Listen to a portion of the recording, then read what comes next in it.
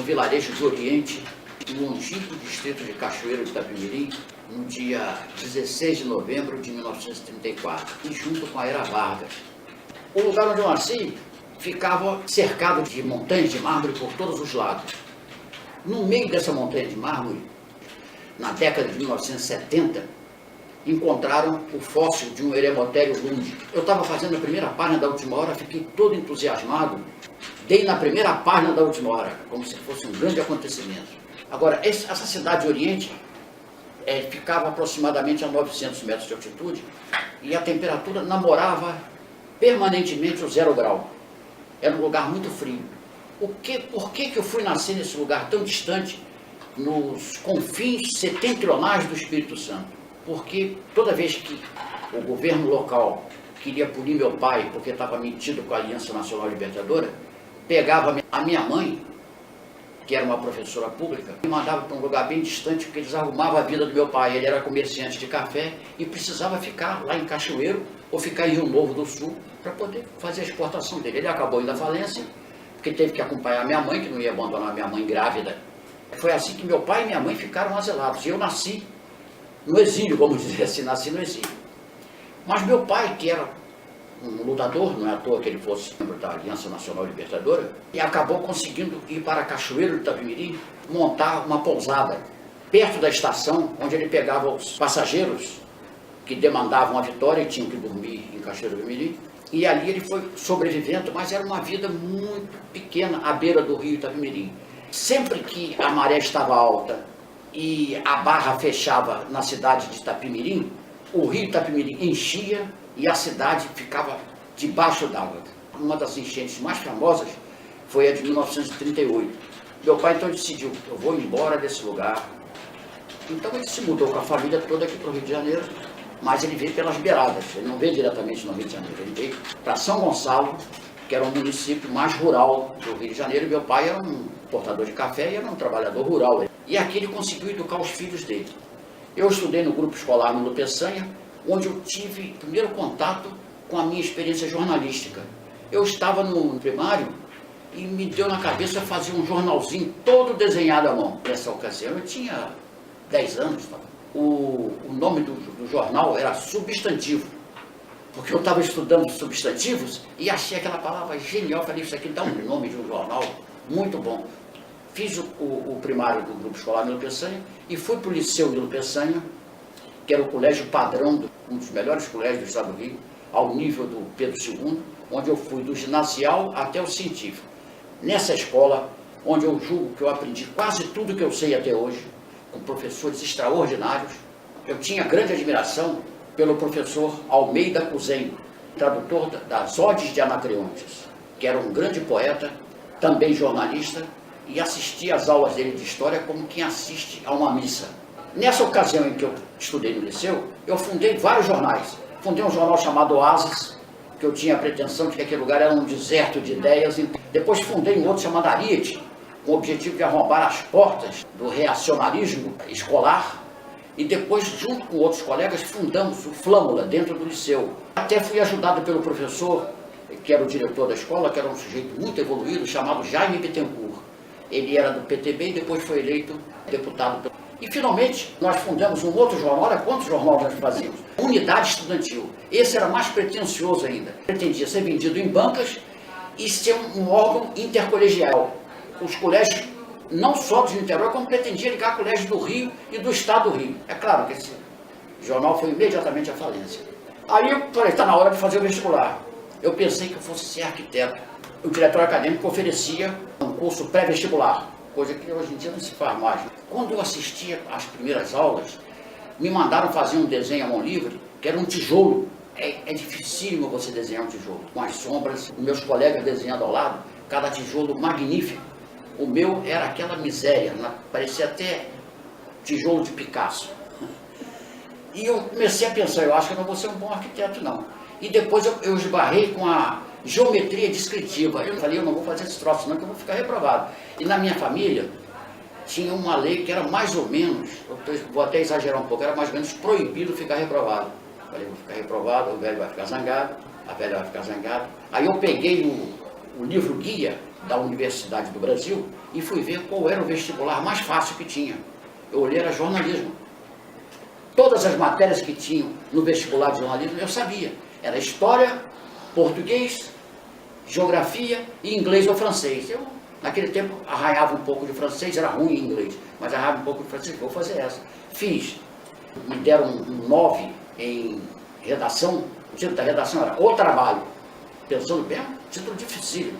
3 passamos em primeiro lugar. Eu, Tibério César Gadelha e Mary Ackerstein, que depois se casaria com Sueli Ventura. E nós descobrimos que nós tínhamos direito a uma viagem pela América Latina. Quem passasse em primeiro lugar, a Universidade Federal do Brasil, depois viria a se chamar Universidade Federal do Rio de Janeiro, dava uma viagem.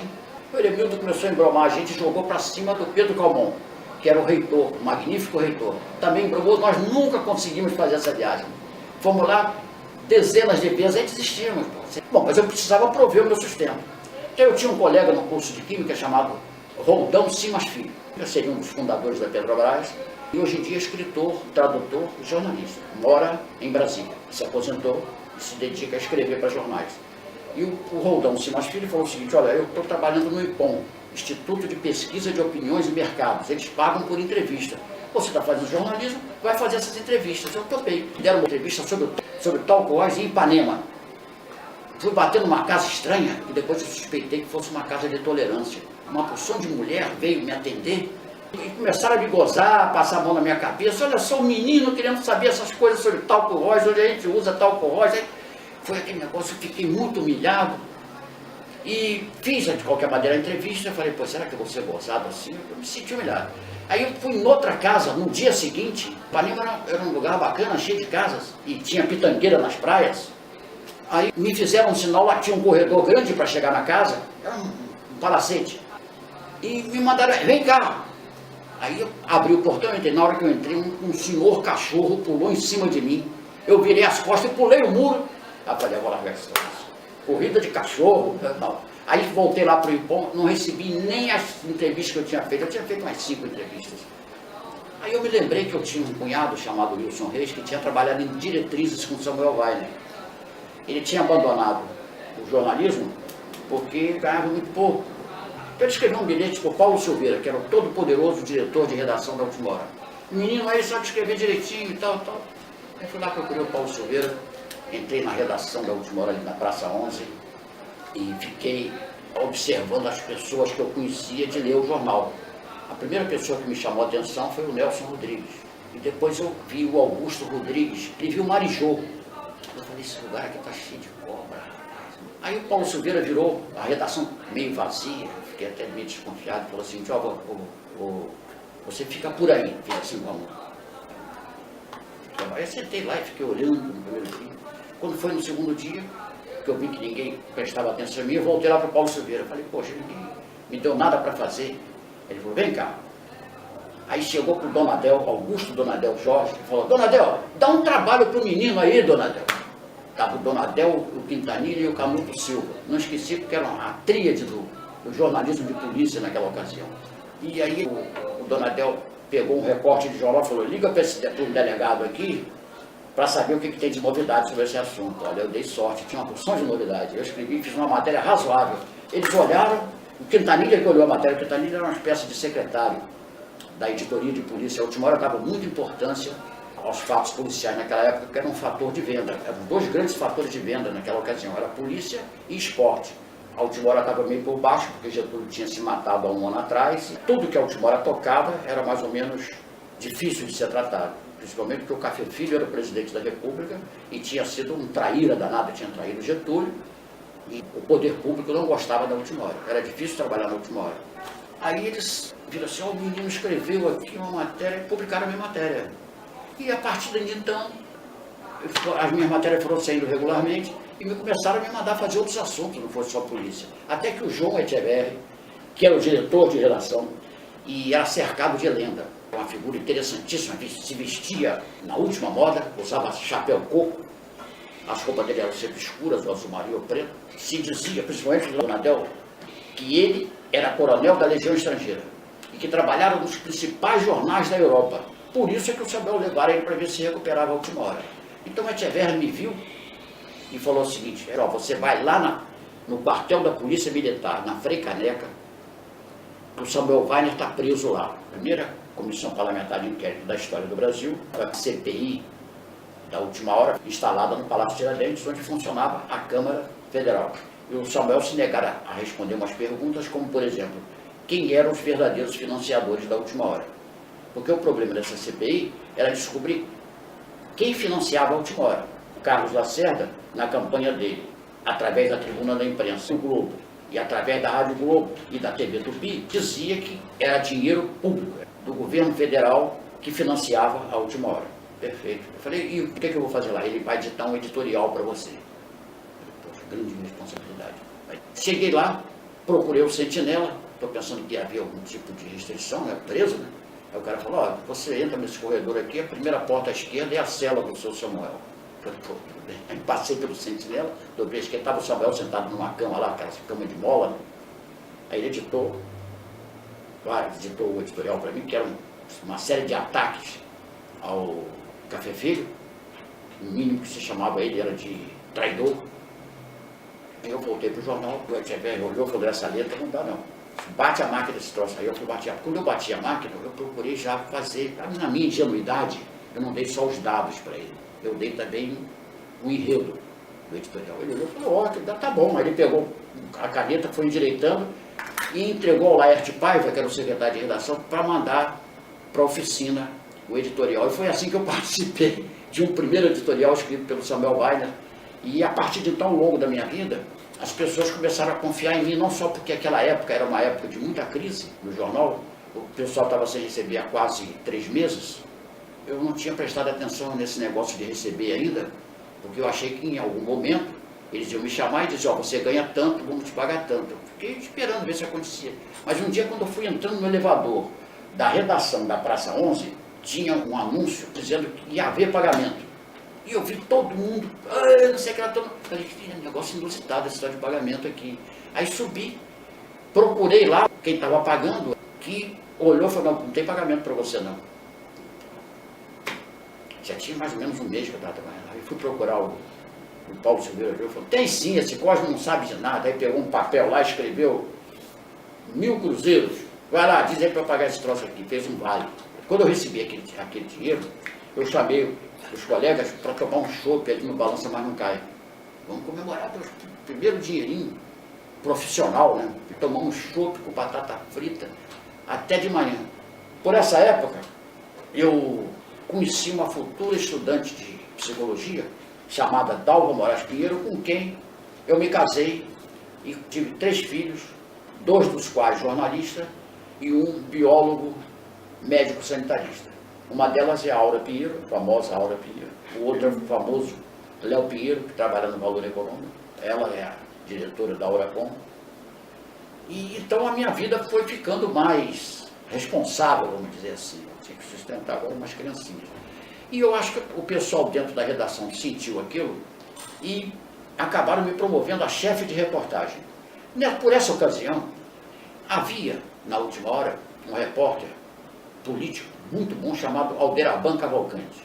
Ele tinha vindo de São Paulo e estava ajudando a última hora a fazer uma cobertura política muito difícil, mas que estava melhorando na medida que o Juscelino tinha tomado posse depois que impediram o Café Filho de continuar governando. Teve um dia que o Valdinar Ranulfo, que era o nosso setorista da Polícia Central, telefonou dizendo que o pessoal do DOPS ia sair para fazer uma diligência no edifício São Borja. São Borja abandonava a redação, vivia por ali rodando a redação, querendo descobrir um fato bom que pudesse fazer o jornal subir cada vez mais, ou se recuperar. Aí mandaram o Alderaban Cavalcante, ele como fotógrafo, pela manhã.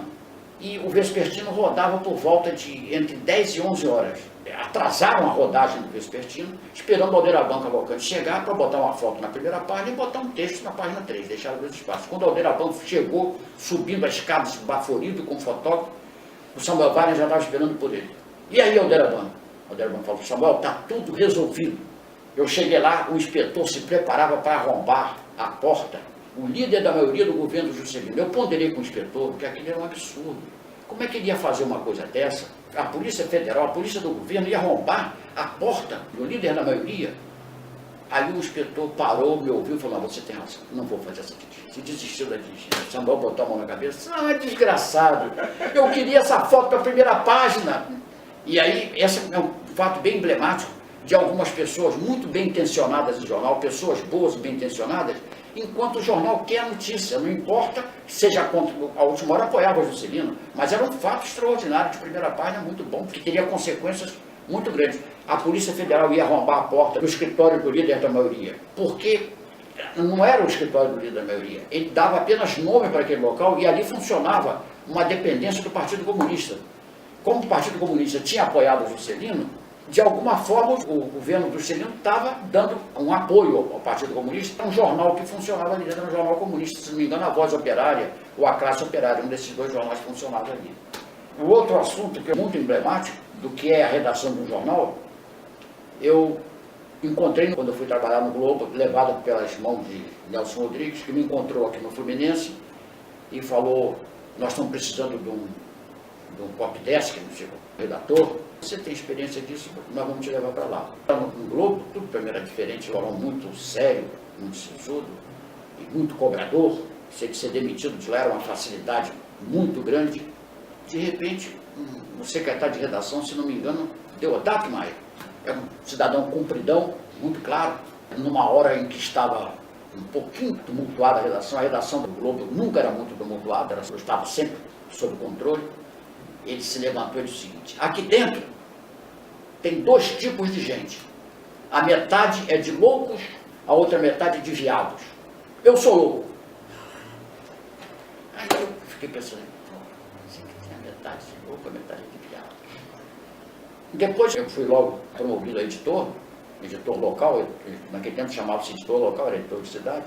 O Evandro Carlos de Andrade, que era o diretor de redação, de vez em quando me colocava para fazer a primeira página. Era o Milton Coelho da Graça que fazia a primeira página. Quando o Milton não fazia, aí eu fazia a primeira. E o Roberto Marinho telefonava por volta de 11 horas, 10 horas da noite, querendo saber qual era a manchete. Quase sempre ele concordava porque a manchete era combinada com o Evandro, e às vezes o Evandro já tinha combinado com ele. Numa ocasião, tinha uma manchete ligada ao Ibrahim Abiakel, ministro da Justiça. E eu li a manchete para ele, ele falou assim, meu filho, não é nada disso. A manchete quem tinha feito tinha sido eu. A manchete talvez não estivesse muito de acordo com a linha do jornal. Ele falou, vamos fazer oposição. Tremenda oposição, por motivos inconfessáveis. Bom, aí eu falei, ele falou, mas o doutor Roberto, o jornal está quase na hora de rodar. O senhor vai mudar a manchete? Ele falou, vou mudar a manchete. Você espera que daqui a pouco eu ligo mudando a manchete. Ele ligou e mudou a manchete, era completamente diferente. E numa outra oportunidade, ele ligou por volta também de 11 horas, o jornal já ia rodado. Eu tinha um orgulho de não deixar o jornal atrasar. Então ele queria botar um editorial na primeira página. Aí eu falei para ele, ó, doutor Roberto, se eu abrir a primeira página, vai atrasar o jornal. Agora, se eu botar na página 3, que ainda está sendo mexida lá embaixo, é fácil de botar o editorial no alto da página 3. O que o senhor prefere? Que eu atraso o jornal e bote na primeira página, ou que eu não atraso o jornal e bote na página 3? Ele falou, bota na página 3. Esse é o jornal muito sob controle. Durante o período em que o Brizola foi governador do Estado, a oposição foi muito cerrada a Brizola. Todo dia nós tínhamos recomendação para dar matéria contra o Brizola. O Milton Coelho da Graça chegava na editoria local e dizia assim, o que você tem aí contra o Brizola? Às vezes, pegava a pauta do dia e tinha, naturalmente, alguma coisa que, na opinião do jornal, era ruim. Como, por exemplo, quando o Brizola anunciou que ia construir piscinas nos CIEPs. O jornal achou aquilo um absurdo. Como é que se vai construir piscina em CIEPs, lá no meio da favela, no meio de gente pobre, aquele bando de gente nadando, a elite do Globo. O Globo era um jornal metido a elitizado. Achou aquilo um absurdo. Hoje em dia se sabe que piscina em escola é sensacional. Olha as Olimpíadas aí. Nos Estados Unidos, qualquer escolinha lá tem a sua piscina e a criançada desde cedo já está nadando e eles fazem os melhores atletas do mundo. Nos Estados Unidos só não, na França, na Inglaterra, na Rússia, todos os países do mundo são assim. Agora aqui no Brasil, naquela mentalidade se combatia a construção de piscina no CIEP. Bom, a argumentação do Globo era que havia necessidade de verbas para outros setores, que não gastar tanto naqueles CIEPs, o que o Darcy Ribeiro e o Brizola queriam fazer, era uma escola modelo. Então, às vezes eu falava para ele, ó, hoje não tem nada contra o Brizola. Realmente não tinha. Aí o Milton falava para mim assim, Pinheiro, se vira e arranja alguma coisa contra o Brizola, porque o doutor Roberto quer uma matéria todo dia contra o Brizola. Agora, um dia eu fiquei muito espantado que o Milton tinha acabado de me falar aquilo, quando eu saí ali por perto da última hora, que eu soube novamente, o porteiro falou assim para mim, sabe quem acabou de subir aí? O doutor Brizola. Foi lá para o apartamento do doutor Roberto. Eu falei, é mesmo? O que ele veio fazer aqui? Ele veio almoçar com o doutor Roberto. Eu falei, olha só, e aqui eu aqui me esforçando para arranjar matéria contra o homem, os dois se beijando lá em cima. Isso é muito engraçado mesmo. Então, esse é o ambiente de jornal. Mas eu gostaria de voltar um pouquinho à última hora, onde eu trabalhei antes do Globo e antes do O Jornal. Depois eu gostaria de falar um pouquinho sobre o O Jornal. Estou fugindo da cronologia, porque na última hora as pessoas eram conhecidas por apelidos. Tinha um rapaz lá que tinha um jeito bastante sinistro e que usava até chapéu. Puseram o apelido dele de cocheiro de vampiro, porque não tem aqueles filmes em que aparece um sujeito dirigindo a carruagem que o vampiro vai atacar a donzela? Pois ele era aquela figura. Aí um dia, eu não sabia o nome dele, às vezes, nesse tempo eu era chefe de reportagem, eu não sabia o nome dele, aí eu falava, cocheiro de vampiro. Aí um dia ele chegou muito sem jeito perto de mim, falou assim, Pinheiro, sabe que você podia me fazer um favor? Não me chama mais de cocheiro de vampiro, não. Eu falei, tá bom, vampiro, por que não? Aí ele me disse o nome dele, então eu descobri por que ele, afinal, o nome dele era difícil de se repetir. Outras vezes eu encontrei com ele na rua e não me lembrava o nome dele, só me lembrava que era cocheiro de vampiro, entendeu? O Donadel, por exemplo, era um mestre de botar apelido nos outros. Tinha um rapaz, Gilson, se ele ouvir essa história, eu quero que ele me perdoe se eu vou contar essa história a respeito dele. Mas é uma história interessante também, que dá muito uma ideia de como é que funciona dentro de uma redação livre, como era a redação da Última Hora, ao contrário da redação do Globo, que era uma redação muito presa. A redação da Última Hora era uma redação livre, uma redação de liberdade. Então, quando ele vinha relatar alguma coisa, ele tinha um jeito muito interessante de falar, e o Donadel botou o apelido dele de Gilson Chupetinho, que parecia que ele estava chupando uma chupeta de criança. E todo mundo chamava ele de Gilson Chupetinho, Gilson Chupetinho. E ele era uma pessoa muito eficiente e tinha conhecimentos de bastidores. Acabou que o Armando Falcão chamou para ser oficial de gabinete. Então, foi beleza, a Última Hora tinha dentro do gabinete do inimigo, que o Armando Falcão, apesar de ser juscelinista, era inimigo da Última Hora, um repórter bom como era o Gilson. Então, um dia, visitando a redação da Última Hora, ele foi levar para o político ligado a Juscelino. O político ficou em pé esperando para falar com o Samuel, e o Samuel estava lá dentro do aquário. Aí o Antônio Luiz Carbone, que era o chefe de reportagem nessa ocasião, o Samuel deu um sinal para ele que podiam entrar. Aí ele virou na frente do político e falou, Chupetinha, você já pode entrar. Coitado. Bom, no dia 21 de abril de 1972, o ministro coronel Mário Davi Andreasa adquiriu, através dos irmãos Alencar, o controle da Última Hora, arrendando o título da Última Hora por 10 anos. A primeira coisa que o grupo Alencar fez, quando assumiu a direção do jornal, vamos mandar embora todas as viúvas do Samuel Weiner. Eu fui demitido, eu era diretor do jornal, diretor responsável do jornal. Fui mandado embora sem indenização e depois lutei extraordinariamente para receber alguma indenização. Não consegui receber. Muitos anos depois eu recebi uma mixaria e ainda tinha que dividir com o Moacir Werneck de Castro. Bom, quando eu fui trabalhar no O Jornal, eu descobri então que era possível um diretor de jornal que fosse uma figura muito delicada, muito doce e que estava sempre apoiando a gente. Essa figura se chamava Manuel Gomes Maranhão. E descobri que ele tinha todo um passado de doçura, porque ele foi o diretor do Instituto de Açúcar e do Álcool, do governo Jango. O doutor Maranhão estava sempre com a gente, aprovando o que a gente fazia, ajudando a gente a fazer o jornal crescer. Então, para ilustrar apenas, aquele ambiente foi um ambiente de muita censura, e a Polícia Federal não deixava nenhum jornal em paz, não adiantava ser jornal de direita ou de esquerda, eles estavam sempre ali, porque ele achava que os jornais estavam infestados de subversivos, e mesmo os jornais que tinham orientação menos esquerdista, ou mais de direita, era um perigo, os jornais eram um perigo. Então, um dia veio uma recomendação do primeiro Exército para darmos a melhor cobertura possível ao dia do reservista. Como os militares estavam no poder, fui pessoalmente, apesar de ser o diretor do jornal, eu fui lá na chefia de reportagem, manda, a primeira coisa que aparecia do reservista, vocês mandam fazer. Aí o Mauro Costa, o chefe de reportagem, o Mauro Costa veio me falar, olha, tem um grupo de soldados que deu baixa, fazendo uma homenagem a Olavo Bilac, lá na Cinelândia. Eu falei, opa, vai dar uma foto de primeira página, estou salvo. Aí mandaram o fotógrafo falar, os novos reservistas estavam subindo pelo corpo da estátua do Olavo Bilac, tinha um até na cabeça. Era uma homenagem bastante pop ao Olavo Bilac. Eu olhei e falei, mas que foto, deu uma foto bacana, eu falei, não precisava nem recomendação. Isso era foto de primeira página, sem dúvida. E abri bem a foto de primeira página, quando no dia seguinte não deu outra coisa. Apareceu o inspetor Vasconcelos pessoalmente lá do DOPS. O Exército tinha ficado muito indignado com aquela fotografia, que aquilo tinha sido com intenção de vilipendiar as Forças Armadas e que o responsável por aquela fotografia comparecesse ao meio-dia na 5ª Seção do Exército, Palácio Duque de Caxias, para prestar depoimento. Eu falei, sou eu. Eu falei, doutor Maranhão, meio-dia, eu vou ter que depor lá no Ministério da Guerra, porque eles não gostaram daquela fotografia que eu dei com todo carinho, com todo prazer, pensando que estava puxando o saco dos homens, quando, no entanto, os homens estão lagados. O doutor Maranhão falou, não vá. O período está muito complicado atualmente, eles estão prendendo jornalista, você não vai voltar, deixa que eu vou no seu lugar, porque eu tenho jeito para tratar com esse pessoal. E você é muito inexperiente. Ele tomou meu lugar, mas me esculhambou. Fiquei feliz da vida. Nem tentei dizer que eu ia assim mesmo.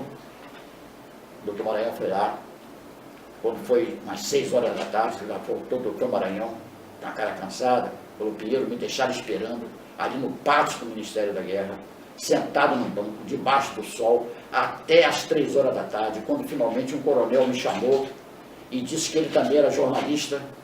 Aí eu expliquei para ele os motivos, ele entendeu porque ele disse que ele também era jornalista e me mandou embora. Um outro caso muito interessante de censura aconteceu o seguinte, quando mataram Carlos Lamarck lá na Bahia, o Exército distribuiu a foto e depois veio uma recomendação da Polícia Federal para não publicar a fotografia. Eu olhei a fotografia, eu queria dar aquela fotografia na primeira página, porque não era uma fotografia de morto repugnante, não era um presunto, era uma fotografia digna. O Lamarck parecia que estava dormindo ali embaixo daquela amendoeira. Então eu olhei e falei, pô, estragaram a minha primeira página, porque geralmente essas censuras chegavam de noite, e as fotos chegavam de dia, a gente programava a primeira página, vou fazer assim, o jornal estava precisando vender e tal, e aquilo naturalmente que ia vender jornal. Aí eu pedi para ligar para a Polícia Federal, aí não, censura é para valer, nenhum jornal vai publicar a foto do Carlos Lamarck. Eu falei, não acredito. Aí o Amado Ribeiro, que estava ouvindo a conversa, e estava vendo o nosso drama, e que era um expert em polícia, ligou na minha presença para o coronel Homem de Carvalho. Aí o Homem de Carvalho do outro lado falou, que proibido coisa nenhuma. Abre essa fotografia bem aberta para esses terroristas verem o que a gente faz com eles. Eu falei, pronto, Amado Ribeiro, você salvou a nossa lavoura. Aí abri a foto. No dia seguinte, estava lá o inspetor cobrando da gente. Eu falei, olha, eu tinha ordens não só de poder publicar, como de abrir a fotografia para servir de escarmento para os terroristas. Aí o cara ficou assim. Nisso, o doutor Maranhão ia todo dia na redação, ele dava um apoio tremendo a gente, soube da história, e falou, eu acredito em vocês. Fizeram lá a investigação e chegou à conclusão de que realmente o Homem de Carvalho tinha liberado a foto para a gente, não tinha liberado para os outros jornais, mas liberou para o jornal. E o jornal realmente vendeu mais do que os outros, foi uma curiosidade muito grande em torno daquilo. Muitas pessoas atribuíram como o jornal era um jornal de direita, tido como de direita, podia publicar. Os outros jornais que não eram de direita não podiam publicar isso. Qualquer que fosse a interpretação ideológica, o certo é que nós demos a fotografia. Mas o João Calmon não foi nessa.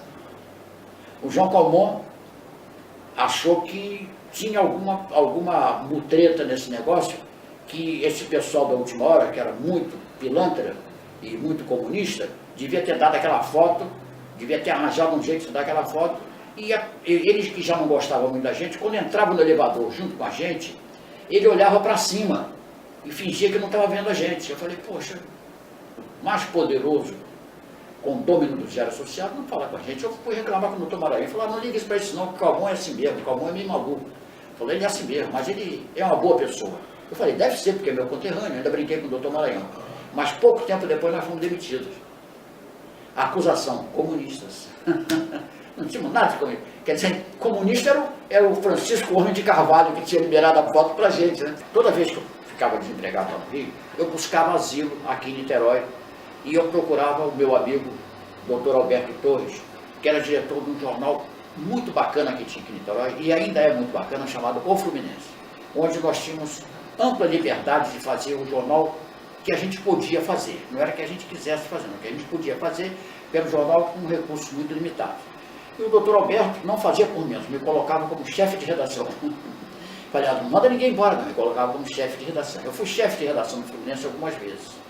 Então, eu assumi a chefia de redação do Fluminense e o editor era o Olegário Van Gestel Júnior, também meu conterrâneo, de lá do Espírito Santo. Estava tudo em casa. E eu fiquei por ali muito tempo. E depois o Oséias Carvalho, que era um grande diagramador, um grande programador visual, foi para lá para o jornal, levado pelo Gilson Monteiro, que era uma espécie de factotum dentro do jornal, sabe? Fazia tudo dentro do jornal, e ainda faz, né? Porque ele está aí trabalhando. E nós conseguimos fazer um jornal razoavelmente bom aqui em Niterói. Mas quando nós estávamos conseguindo realizar um jornal que nos dava orgulho, contei com o Nelson Ligue lá na Cinelândia, ele saindo do Teatro Gerador, uma peça dele que estava lá em cartaz, e ele perguntou da minha vida, eu falei, quanto é que você ganha? Aí eu falei para ele quanto eu ganhava, ele falou, pô, você ganha mais do que eu. Eu falei, não, você ganha quase nada. Ele falou, eu vou falar com o Caban, que está precisando de um copydesk lá, e você vai para lá. Foi assim que eu fui para o Globo. Enquanto eu estava no Fluminense e ia para o Globo, eu recebi um convite para ir fazer uma reforma na Crítica de Manaus.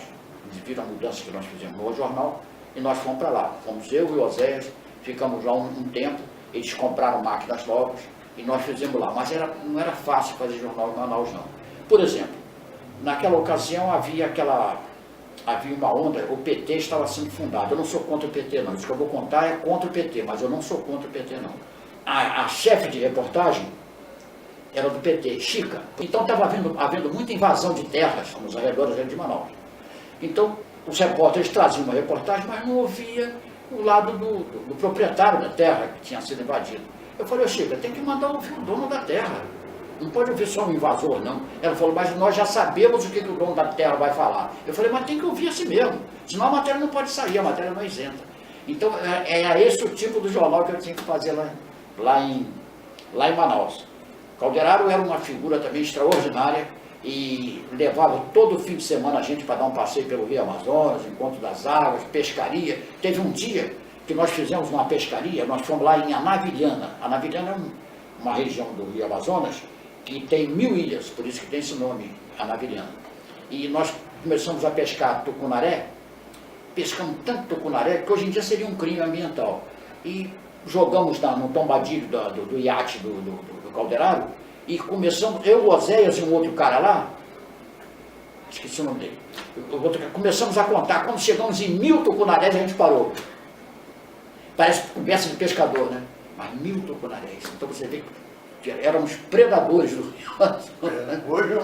Aí chegava no cais, lá de Manaus, e distribuía com umas pessoas, levava para casa e tal. Eu não morava lá, quer dizer, nem sabia o que fazer com tanto peixe, entendeu? Então foi um período de muito bom aquele lá de Manaus, entendeu? Infelizmente não pude ficar lá porque era muito longe de casa, e me prometeram, uma vez por mês você pode ir no Rio de Janeiro. Um mês rodava e eu não vinha para o Rio de Janeiro, entendeu? O calundu aperta, né? O calundu aperta. Quando eu voltei de Manaus, eu fui procurar o Evandro Carlos de Andrade e falei com ele, vem cá, não tem um lugarzinho para mim aí, bem tranquilo? Ele falou, tem um lugar para você de copydesk do segundo caderno. Eu falei, não tem nada melhor. Aí ele me botou como copydesk do segundo caderno, junto com uma moça lá que era muito eficiente, fazia um segundo caderno bacana para chuchu.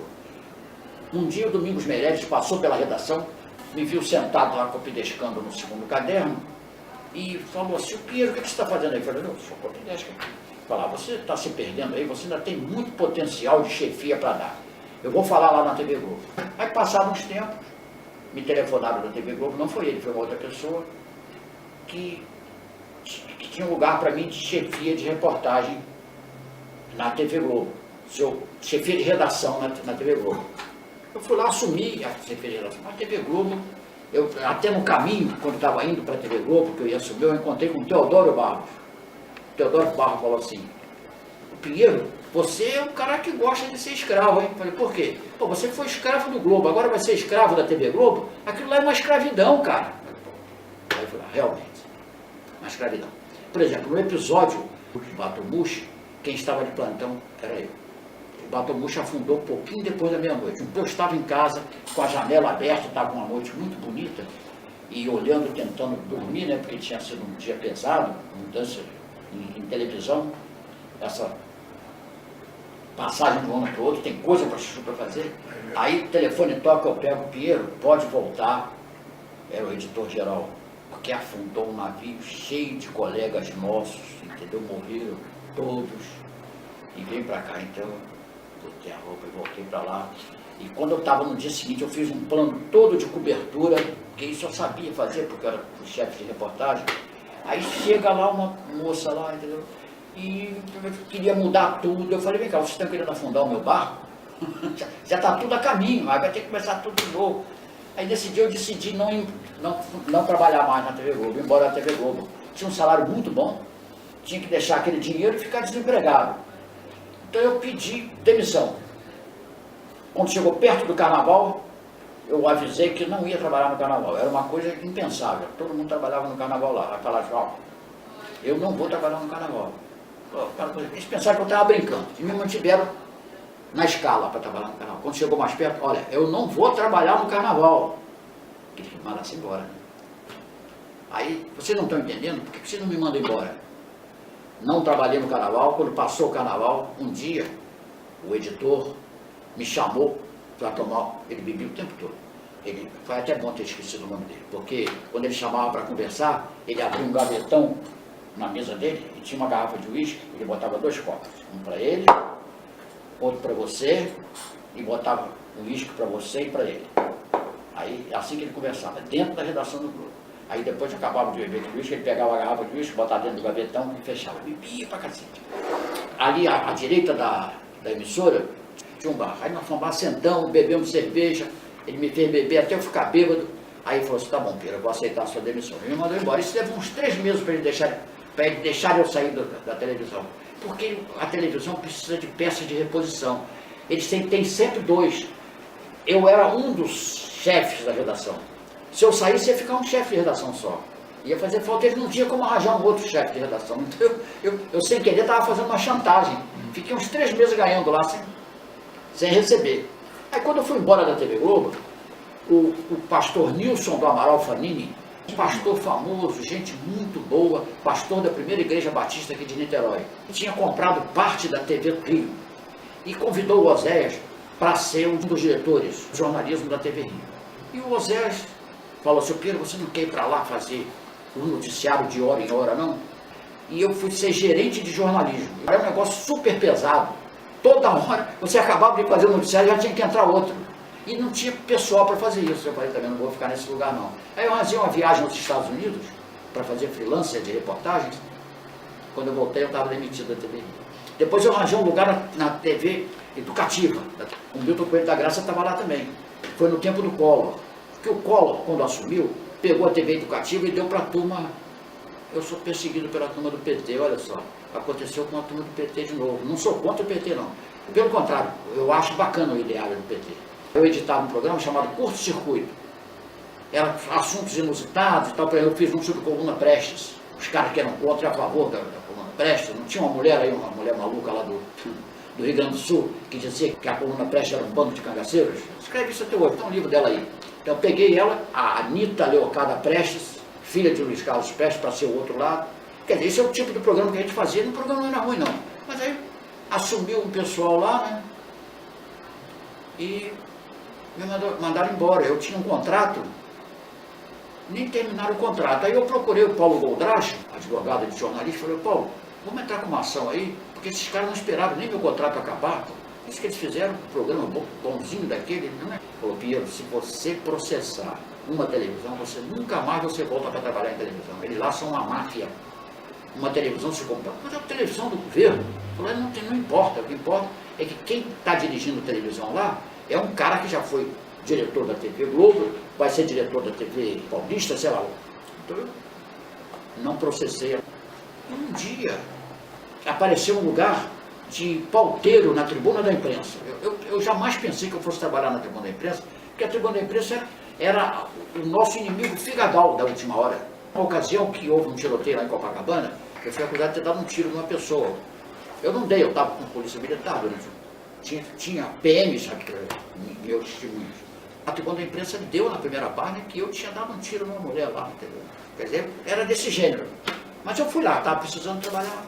Eu fui lá. Um dia eu passei em frente do escritório do Hélio Fernandes, e o Hélio Fernandes estava lá dentro conversando. Aí eu passei direto e fui lá para minha sala. Daqui a pouco vem o filho do Hélio Fernandes, o Elinho, que Deus o tenha, e pergunta assim, Pedro, você não conhece o Hélio, não?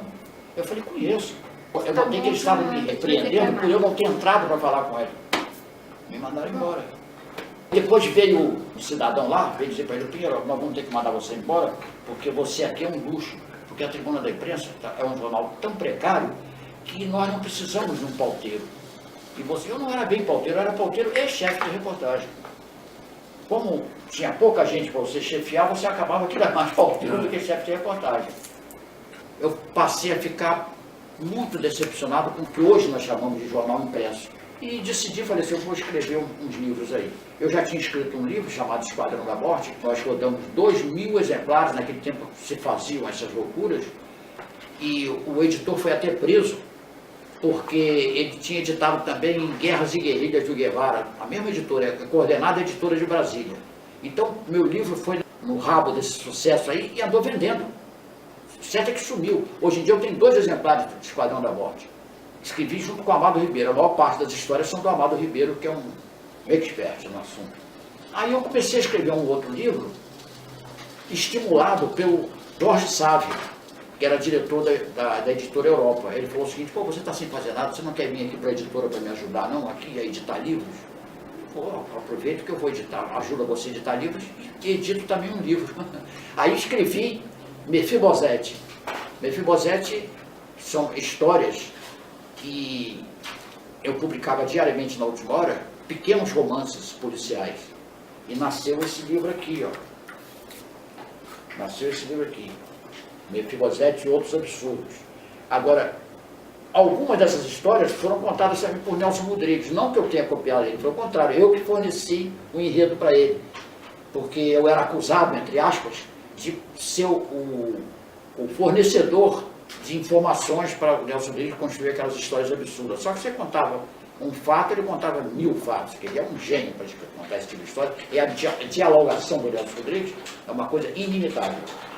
E depois que eu consegui vender esse livro, eu estava no Fluminense, nos meus exílios, e eu tinha essa história de um cientista brasileiro que morreu na Ásia, fazendo experiência com raio laser.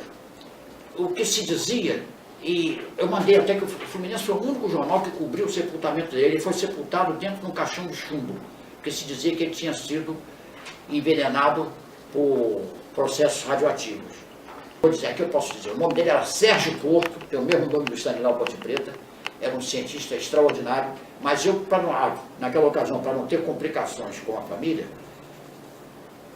porque tinham histórias estranhas cercando ele, eu troquei o nome dele para Sérgio Barca, é o nome que ele aparece aqui no livro, dessa história.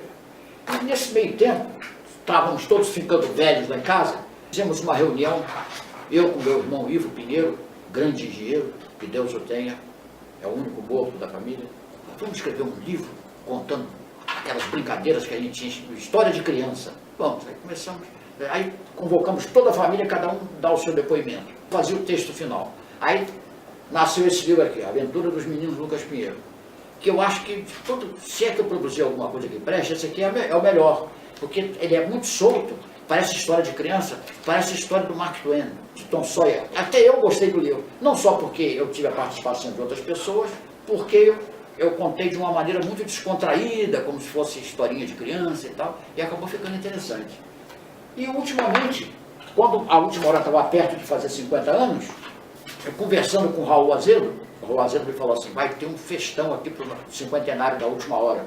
Aí eu falei para ele, eu tenho lá um rascunho lá em casa, um pouco de história da última hora, eu podia transformar isso num livro. Ele falou, moço, você vai ter que correr, porque o centenário é daqui a um ano. Aí em um ano eu sentei o Paulo escrever esse livro, procurei uma editora, a Mauad, Isabel Cristina Mauad, que trabalhou comigo no Globo, ela era repórter do Globo, grande repórter. Esse era editor mesmo, porque ela tinha uma porção de títulos, ela cortou os títulos e tal. Ficou bacana, o livro ficou bacana. Tem um outro livro no prelo, vamos dizer assim, sei que não existe mais prelo, mas tem um outro livro no prelo que se chama Edição Final. São histórias dos tempos heróicos dos vespertinos cariocas. Porque os vespertinos cariocas morreram todos, como se fosse um prenúncio do que vai acontecer com os matutinos agora. Cada vez mais heróicos dos vespertinos cariocas. Porque os vespertinos cariocas morreram todos, como se fosse um prenúncio do que vai acontecer com os matutinos agora. Cada vez mais o Globo, o Estado de São Paulo e a Folha de São Paulo estão caindo de circulação assustadoramente. Esse processo, guardado essas proporções digitais, é parecido com o que aconteceu com os vespertinos. Acabaram morrendo, ficaram antieconômicos, todo mundo fechou, e fecharam vários matutinos também, como o Correio da Manhã, o Jornal do Brasil, Diário de Notícias, Diário Carioca. O Jornal do Brasil virou um jornal digital. Mas não é a mesma coisa. Inclusive você pega, a Tribuna da Imprensa é um jornal digital. Aquilo é uma brincadeira, desculpa, meu colega da Tribuna da Imprensa. Mas é uma brincadeira porque não é um negócio para você ler. Inclusive é cansativo o jornal digital. Para mim é cansativo. Aí agora o nosso, entendeu? Heróico Jornal do Comércio, que é um jornal que lutou. Eu era leitor do Jornal do Comércio até recentemente. Posso contar uma história do Jornal do Comércio? Quando eu assumi o Jornal do Comércio estava acéfalo. Então eu fiquei lá, mexendo no Jornal do Comércio, enquanto cuidava do jornal, até que assumiu um diretor lá, o Rubem Furtado, e aí ele contava assim, que eles estavam fazendo um concurso para saber quem era o leitor mais antigo. Era no tempo que o Jornal do Comércio era desse tamanho. Aí ele descobriu que o cara tinha cancelado a assinatura dele. Eles foram saber por quê. Ele dizia porque eu usava o Jornal do Comércio para embrulhar cangalha. Então, como o Jornal do Comércio diminuiu de tamanho, aí eu não preciso mais do Jornal do Comércio. Entendeu? Mas é isso, vocês